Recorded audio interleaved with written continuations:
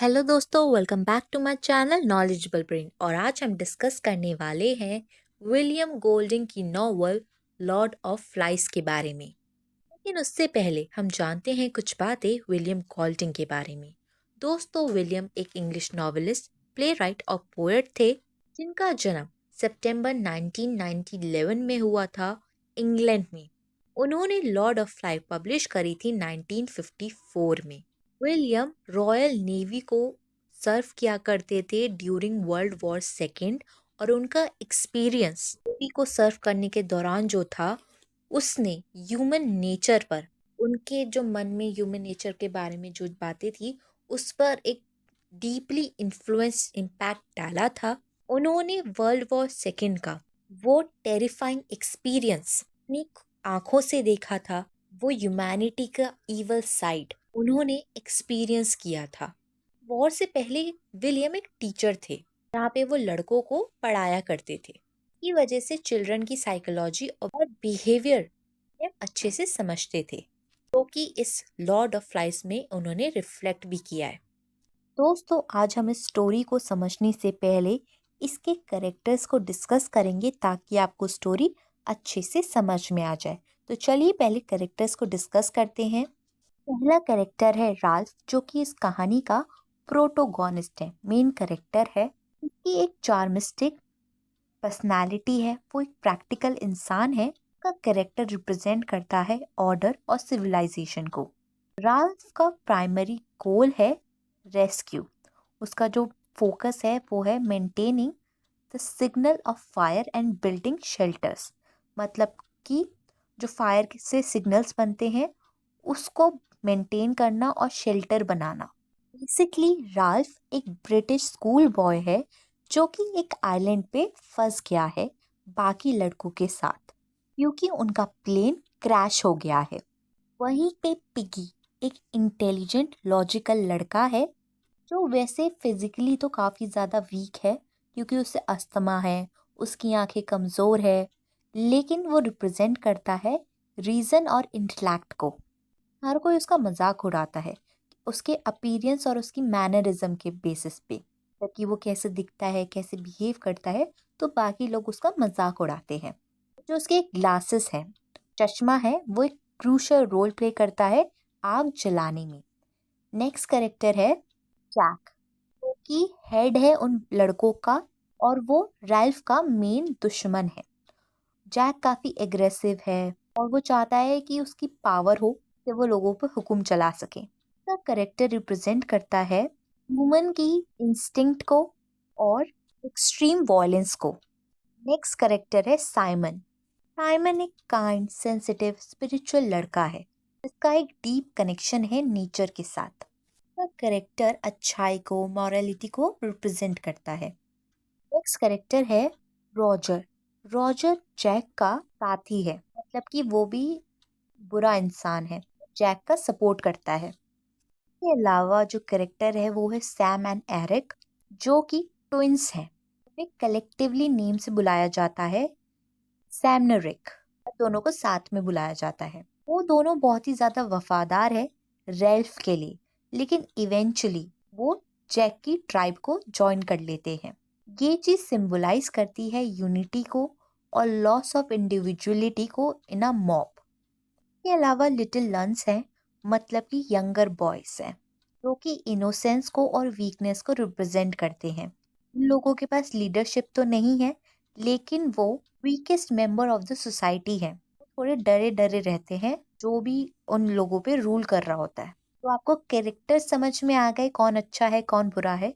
अगर आपको कैरेक्टर्स का फुल एनालिसिस चाहिए, मुझे कमेंट सेक्शन में लिख के ज़रूर बताइएगा। और साथ ही अगर आपको इंग्लिश लिटरेचर में कोई और वीडियो चाहिए तो वो भी आप बताइएगा। और हमारे चैनल को सब्सक्राइब ज़रूर कर लीजिएगा ताकि आपकी कोई भी वीडियो मिस ना हो। तो अब दोस्तों हम चलिए स्टोरी को समझते हैं। दोस्तों, कहानी की शुरुआत में बताया गया है एक प्लेन जो कि ब्रिटिश लड़कों को ले के जा रहा था, एक सुनसान आइलैंड पर जाके क्रैश हो जाता है। ये लड़के 6 से 12 साल के हैं और इस क्रैश के बाद सिर्फ वो ही बचते हैं, बिना किसी बड़े के या अडल्ट के। रैल्फ एक चार्मिस्टिक, एक कॉन्फिडेंट लड़का है जल्दी से सबको लीड करने लगता है कि ऐसे करते हैं वैसे करते हैं। उसकी मुलाकात होती है पिगी से, जो कि एक मोटा सा, अस्थमा की बीमारी है उस लड़के को, चश्मा पहनता है।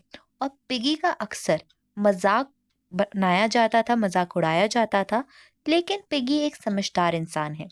दोनों मिलकर एक कॉन्च शेल ढूंढते हैं, मतलब कि शंख ढूंढते हैं, जिससे वो साउंड बजा सके। पिगी के कहने पर राल्फ उसे बचाता है, जिसकी आवाज से बाकी लड़के इकट्ठा हो जाते हैं।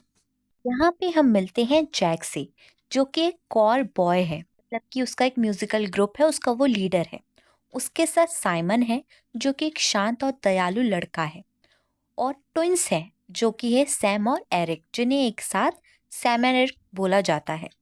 पहले असेंबली में राल्फ को लीडर इलेक्ट किया जाता है और जैक को हंटर्स का लीडर बनाया जाता है, जो पिग्स का शिकार करेगा। रेल्फ डिसाइड करता है कि एक सिग्नल फायर जलती रहनी चाहिए, ताकि कोई उन लोगों को रेस्क्यू कर सके, बचा सके उस आइलैंड पर से। वहाँ पर जो शंख है उसका सिंबल ऑर्डर और डिसिप्लिन का है। लड़के के पास वो शंख होगा, वो मीटिंग बुलाकर बात कर सकता है। शुरुआत में तो लड़के अपनी नई आज़ादी का मजा लेते हैं, क्योंकि कोई बड़ा तो है नहीं उस आइलैंड पे। वो लोग मस्ती करते हैं, जंगल को एक्सप्लोर करते हैं। क्योंकि उनके साथ कोई बड़ा है नहीं, तो वो इस बात का फायदा उठाते हैं। लेकिन जल्दी ही प्रॉब्लम्स शुरू हो जाती है। राल्फ इंसिस्ट करता है कि शेल्टर्स बनाया जाए और फायर जलती रहे, क्योंकि वो उस आइलैंड पे है तो उन्हें एक घर भी चाहिए रहने के लिए, आराम करने के लिए। तो राल्फ ने बोला है कि हमें एक शेल्टर बनाना है पे हम रह सकें, और जो आग है वो हमेशा जलती रहनी चाहिए, ताकि उसके धुएं से लोग हमें रेस्क्यू कर पाएं। लेकिन सारे लड़के अपनी अपनी रिस्पॉन्सिबिलिटीज भूलकर, किसी को खाना लाना था, को पानी लाना था, वो सब भूल गए कि हमें कुछ काम भी करना है, हमें शेल्टर भी बनाना है। सिर्फ पिगी है जो रेल्फ के साथ देता है, पर उसका वो सब मजाक उड़ाने लग जाते हैं। दूसरी तरफ जैक हंटिंग का ऑब्सेशन डेवलप कर लेता है। उसको बड़ा मजा आ रहा होता है जानवरों को मारने में। वो वाइल्ड पिग्स का शिकार करता है और अपनी फेस पर क्ले लगाकर अपने आप को हंटर्स के साथ एक ट्राइबल लीडर की तरह शो करता है। जब वो पहली बार हंटर्स एक पिग मारता है, तो वो डांस और पूरे एक्साइटमेंट के साथ सेलिब्रेट करता है, जो उनकी ह्यूमैनिटी को डिग्रेड होने की पहली निशानी है। मतलब इंसान कितना गिर सकता है, इस बात की वो पहली निशानी होती है। किसी को मार के वो खुश हो रहा है, क्योंकि वो एक बच्चा है। एक छोटा बच्चा जिसे लिटिल लन बोला जाता है, उसको लगता है कि उसने एक बीस्टी देखा है, एक बीस्ट देखा है, एक जानवर देखा है डरावना सा। उसकी बात पहले कोई सीरियसली नहीं मानता, लेकिन धीरे धीरे सब लड़कों में एक डर बैठ जाता है कि शायद इस आइलैंड पर कोई खतरनाक जानवर है। इस डर के बीच एक डेड पैराशूट आइलैंड पर गिर जाता है। उसकी बॉडी पेड़ पे लटक जाती है, और जब सैम और एरिक रात को उसका शैडो देखते हैं, तो वो समझते हैं कि वो ही बीस्ट है। ये न्यूज़ सुनकर सब लड़के और ज्यादा डर जाते हैं और एक मीटिंग करते हैं। जैक रैल्फ की लीडरशिप को चैलेंज करता है और उसे कावर्ड बोलता है, डरपोक बोलता है। जब सब रैल्फ का साथ देते हैं, तो जैक नाराज होके अपना अलग ट्राइब बनाने का फैसला करता है। धीरे धीरे लड़के जैक के ट्राइब में शामिल होने लगते हैं, क्योंकि उन्हें वहाँ मजा आता है और खाने को फीस्ट भी मिल जाता है। जैक ने प्रॉमिस करा है, मैं भूखा नहीं रखूंगा। जैक और बाकी लड़के पूरी तरीके से ट्राइब को अडॉप्ट कर लेते हैं। वो एक पिग मारकर उसका हेड एक स्टिक पे लगा देते हैं और उसे बीस्ट के लिए ऑफर करते हैं, उस भयंकर जानवर के लिए ऑफर करते हैं, और उसका नाम रखते हैं लॉर्ड ऑफ द फ्लाइज। ये पिग का हेड फ्लाइज से घिरा होता है और डार्कनेस का सिंबल बन जाता है। साइमन, जो नेचर के साथ एक कनेक्शन रखता है और अक्सर अकेला रहना पसंद करता है, पैराशूट की डिस्कवरी करता है और समझता है कि बीस्ट कोई जानवर नहीं, बल्कि उनके खुद के अंदर का डर था, उनके खुद के अंदर की ईवल इंस्टिंक्ट थी, ईवल इच्छाएं थी। वो ये बात सबको बताने जा रहा होता है, लेकिन जैक के ट्राइब के लड़के एक वाइल्ड रिचुअल डांस में लगे होते हैं। रात के अंधेरे में स्टॉर्म आता है, तूफान आता है। वो साइमन को बीस समझकर मार डालते हैं। साइमन की बॉडी समुंदर में बह जाती है, जो इनोसेंस के खत्म होने और कंप्लीटली रियलिटी की तरफ एक बड़ा स्टेप होता है, वॉयलेंस की तरफ एक बड़ा स्टेप होता है। मैन की डेथ के बाद राल्फ और पिगी शॉक में होते हैं, लेकिन वो कुछ लड़कों के साथ अब भी ऑर्डर बनाने रखने की कोशिश करते हैं। जैक अब पूरा एक डिक्टेटर बन चुका है, लोगों पे हुक्म चलाने लग गया है। अपनी ट्राइब को कैसल रॉक पर ले जाता है, जहां वॉयलेंस और इंटिमिडेशन का रूल करता है, कि पूरी तरीके से उन लोगों पे कंट्रोल करने लग जाता है।